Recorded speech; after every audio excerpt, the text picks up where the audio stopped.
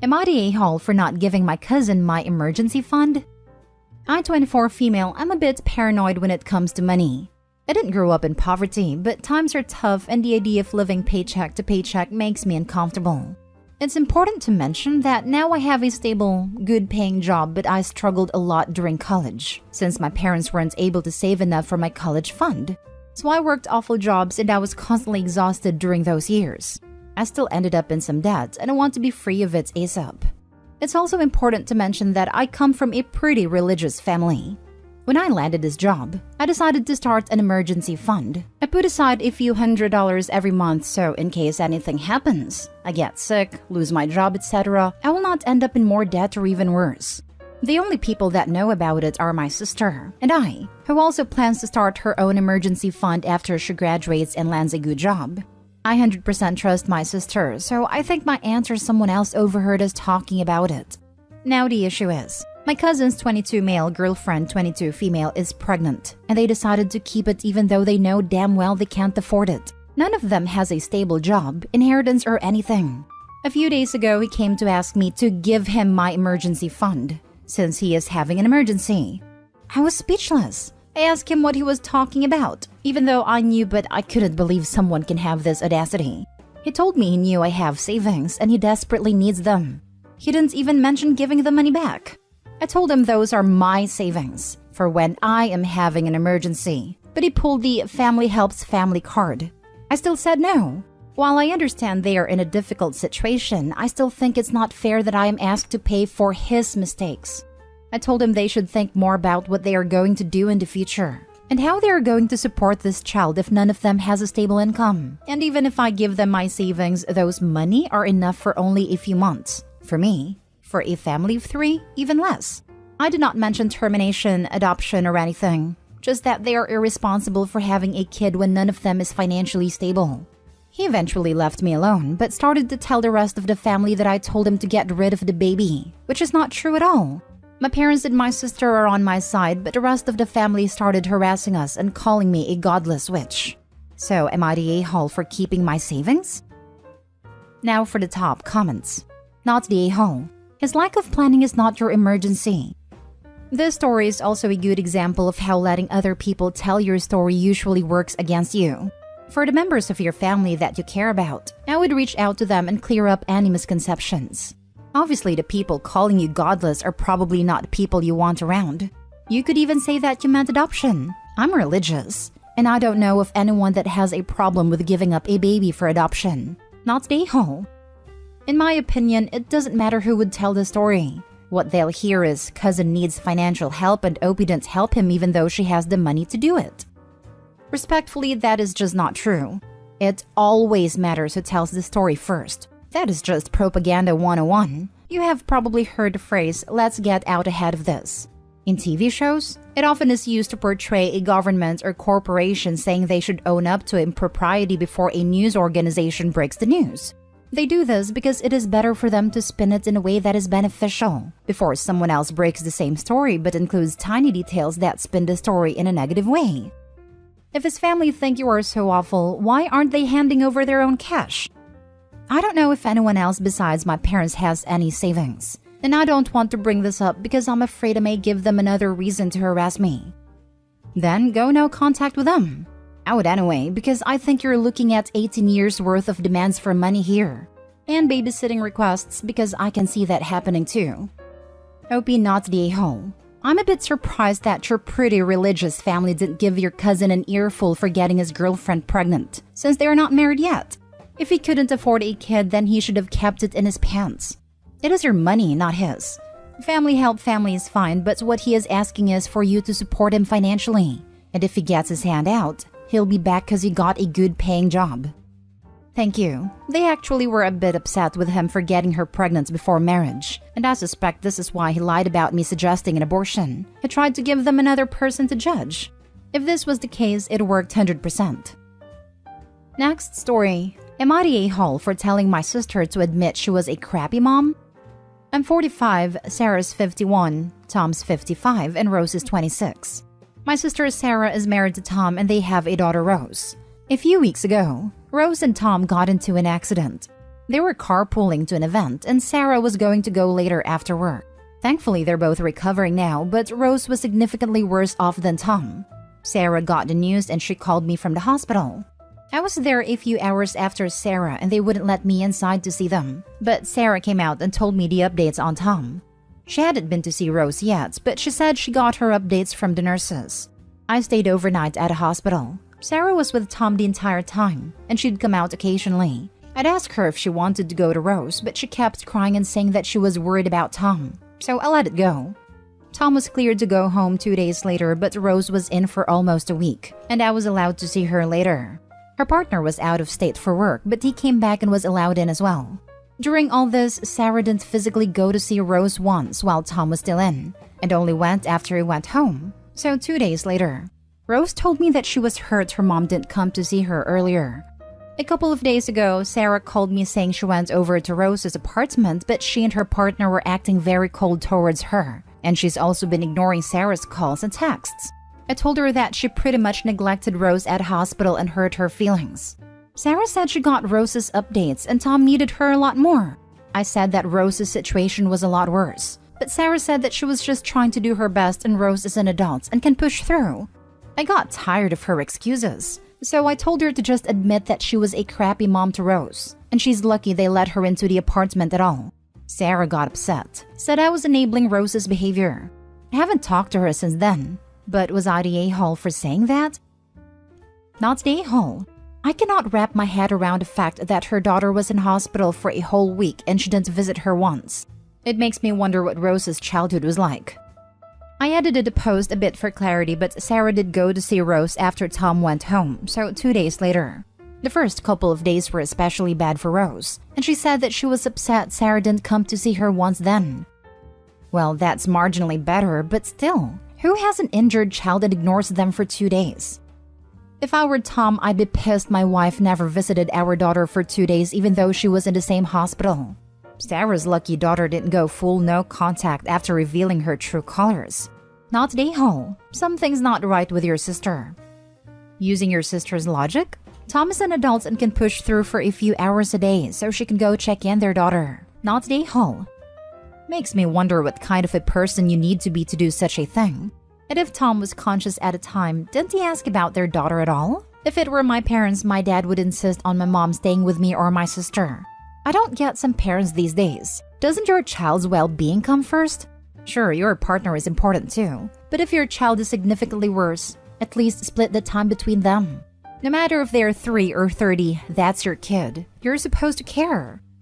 Not the a-hole. That was absolutely poor mommying. I can't imagine for a second that there wasn't an opportunity to see Rose as well as her husband, even if she was emotionally distraught at first. Rose likely feels this showed her mom's true feelings toward her. That's what I told her too, but she just kept saying that Tom needed more support and Rose isn't a child anymore, so she'll be fine. Next story is titled, Am I the a-hole for asking my children's grandparents to watch over them? I am the blessed mother of 2 kids young enough to need permanent supervising. Since the first one was born, I refused to be a stay-at-home mom because I can't give every breathing second of my life towards my children. I love my family very much, but every now and then I need some me time to kick back. I discussed it with my husband at the beginning of our family life, and we agreed to give each other the space we need among the family and couple life. So, I'm no stranger to going out having some fun time either by myself or with my friends while my kids are home with dad. My husband prefers to give up his alone time in our family's favor. Don't get me wrong, I'd always drop everything if there's a problem with my kids or him, but he likes to spend time with us even when he could be doing something different. I have nothing against it and support him whatever he decides. If he wants to stay in, he's welcome. If he wants to go out, I got him. One weekend, I had this fancy appointment I was really looking forward to. I've been speaking about it the whole week. Both the kids and husband knew perfectly well about it. Thursday night, my husband received an invitation from one of his coworkers. It was overlapping my appointment, but he said he'd like to go. I told him he totally should and that we'll speak to the kids' grandparents to watch them. Then he lost it. He complained, why do we have to ask someone to watch our kids as they should be our responsibility? He complained about how he usually stays home with the kids when I go have fun and how I can't support him. I reminded him about a couple times he went out and I stayed in, but he said it's been more times the other way around and it's not fair. I told him it's not a freaking contest and that I'm not free, so I can't watch the kids. I don't understand why he can't accept a solution that would end all of us happy. The two of us get to have our fun and both the kids and the grandparents love to spend time each other. It almost sounds like he is jealous I'm also having a good time without him, just like he is without me. I also want to mention we have left the kids with their grandparents multiple times when we attended events together without a problem. So I don't get what's the issue now. Is it something I'm oblivious to? Info. How often would you say that you go out to do your own thing and leave your husband watching the kids? Because I'm getting the feeling that his issue isn't about this specific appointment. Maybe around 3 or 4 times a month. Sometimes more often than the other times, I guess. There are moments when I'd rather stay with the kids, but my husband attends events that would require my presence too, so I sometimes go out with him and don't feel the need to go out for a while. I also want to mention we have left the kids with their grandparents multiple times when we attended events together without a problem, so I don't get what's the issue now. Is it something I'm oblivious to? Resentment. He thinks you do your own thing too much. From some of the statements you made, it seems like it's a chore to spend time with your family.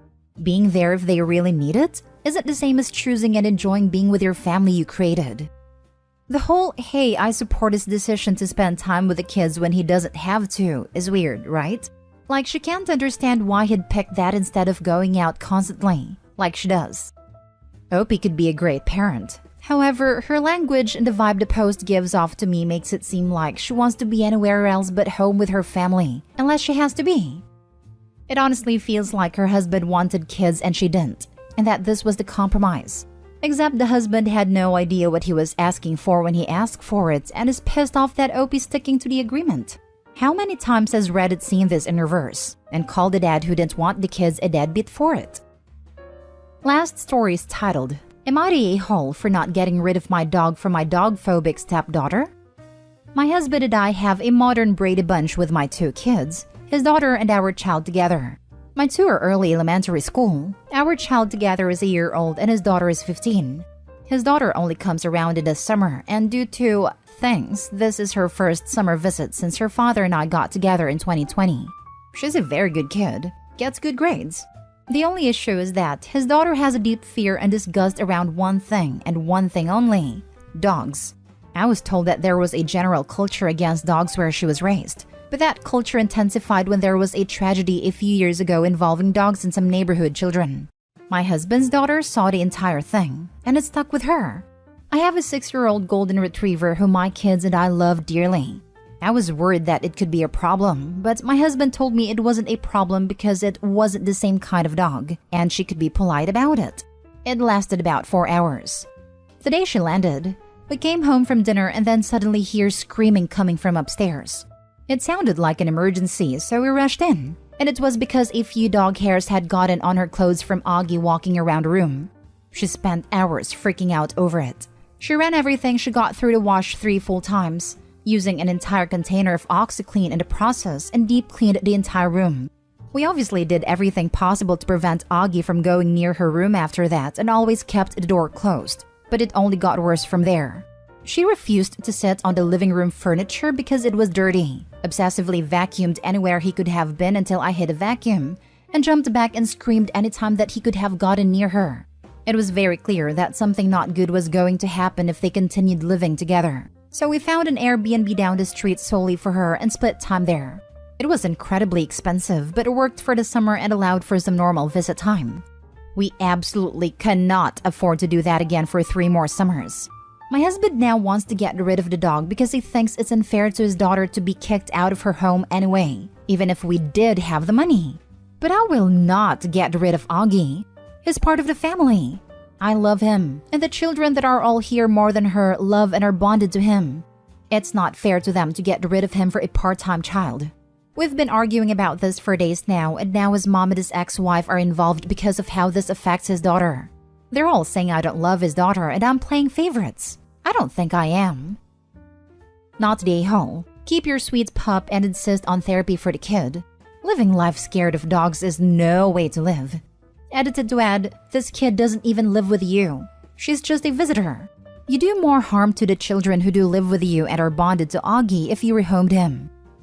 Therapy is a new concept for both of her parents and their backgrounds. Her mom didn't think it was necessary because she also believes dogs are something dirty to be avoided at all costs. Her father did try, but her first therapist was so bad that it was counterproductive. It was less than a year after the incident. The therapist wanted to diagnose her with OCD before ever meeting her, which was already a bad sign, but it had to be cut short when the therapist brought his own dog as exposure therapy for the first session involving her. Both families still talk about it, but now the attitude about therapy is only negative. I wouldn't rule out what the therapist said because it sounds like she does have OCD with having to clean like that. That's a symptom of OCD, but exposure therapy shouldn't have been in her first session. Not the a-hole and her parents need to get her therapy ASAP. This is extreme behavior. She is not over the trauma of what happened. They've tried. It was so bad that it made things worse. That's great. They need to try it again. Otherwise, she won't be able to visit her dad ever again. Unless if you get rid of your dog and never get another dog ever again.